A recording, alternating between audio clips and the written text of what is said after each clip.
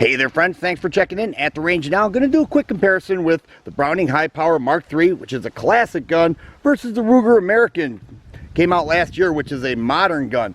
Both these are different, but they're also pretty similar. Now the High Power was John Browning's last design, and he said this was his best design, even over the 1911, which is quite amazing. But here we have the American, which in my opinion is Ruger's best semi-auto pistol they ever produced. Let's first take a look at the High Power. MSRP on these right around $1,200. Street price gets you $850, $800 in that range will get you a High Power. And you know, you can find other variants, you know, on AIM Surplus right around $440 for a High Power. So it's an expensive gun, but let's see what it offers. The ergos on this is really good. I mean, when you feel the gun and then you feel the modern American, you know, you look at the way the grip is designed, they're very similar, and they actually feel similar as you grip it. So I really do like the ergos on this. It has 3 dot sights, more like 3 bar sights. It is single action only, and we'll take a look and see that we do have an unloaded firearm here. Single action only. This mag holds 10 rounds, other mags hold 13 rounds, but look at the deployment on that. I mean, it just comes, the mag just comes flying out. It's a rather thin gun and meant to be carried, cocked, and locked with the thumb safety right there. Pretty deep cut serrations, but you're not going to get all the extras that you would get with the modern guns that the American offers. So let's take a look at the American. Here we have interchangeable grip moldings to fit hand size. It has a great feel as well. 17 round magazine.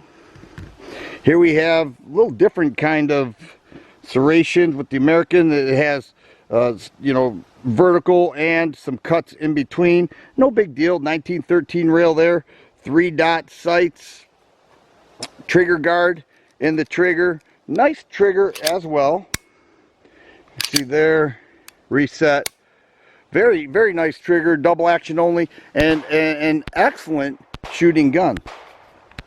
Now, you would think that there would be great differences with the High Power and the American, but when you shoot them, they both point very similar. They both seem to be on target, which basically is what you want, right?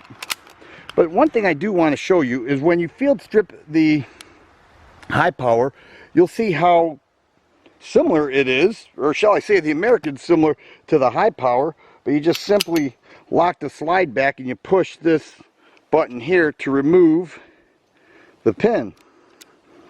Just like that, and you have to hold it back because you don't have anything holding that slide back anymore. And we'll take it out. We'll see not a full length guide rod, full length spring for sure, and the barrel. And take a look at those cutouts there. What does that remind you of? 1911 all day long. See the notches inside the slide there? How they grip together and just hold everything nice and tight. Just like the 1911, I have to say, John Browning was a genius. I also like the way this piece here fits right there under the barrel. Nice and easy reassemble with the High Power. It's very common, and I mean very common, with many of the current pistols out there.